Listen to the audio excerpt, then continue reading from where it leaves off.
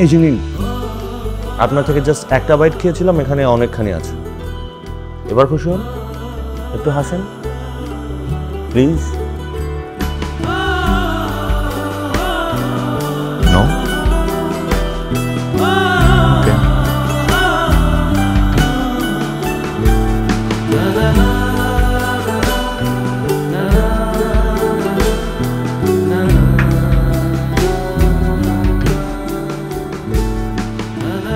This is absolutely not the rule.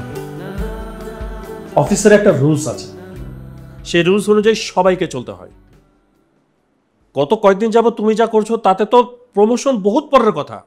এই অফিসে টিকে থাকাটাই তো তোমার জন্য বেশ কঠিন হয়ে যাবে। I am very sorry sir, আমি আসলে বেশ কিছুদিন ধরে একটু মেন্টাল স্ট্রেসের মধ্যে দিয়ে যাচ্ছি। তার মধ্যে বাবার শরীরটা খুব খারাপ, তাই ভুল হয়ে গেছে স্যার, আর হবে না। তোমাদের এই জেনারেশনের প্রবলেমটা কি জানো?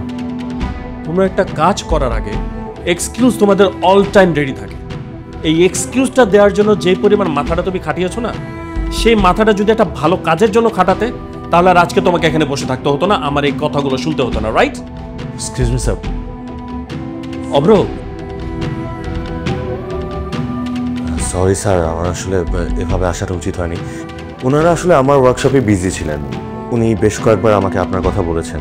আমি আসলে আপনাকে ইনফর্ম করতে ভুলে গিয়েছিলাম, সো বকা দিতে হলে আমাকে দেন প্লিজ।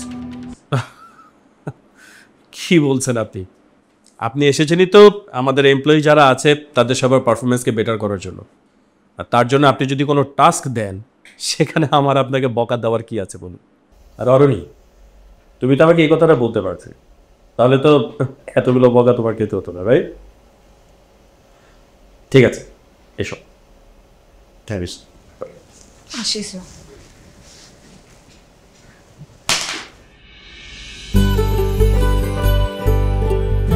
আরে আপনি কি?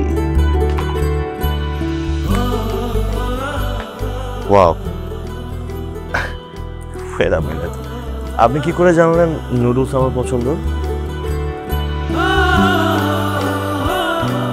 আমার একটা প্রিয় মানুষ ছিল, যার সাথে আমি কোনো অন্যায় করলে তাকে নুডলস রান্না করে খাওয়াতাম। আপনি আমার কলিগ, আমি আপনার সাথে আসলে অনেক বাজে আচরণ করে ফেলেছি, তারপরেও আপনি আমাকে স্যারের হাত থেকে বাঁচালেন, তাই ভাবলাম আপনাকে নুডলস রান্না করে খাওয়াই। বাই দ্য ওয়ে, আপনি কিন্তু মিথ্যা কথাটা না বললেও পারতেন।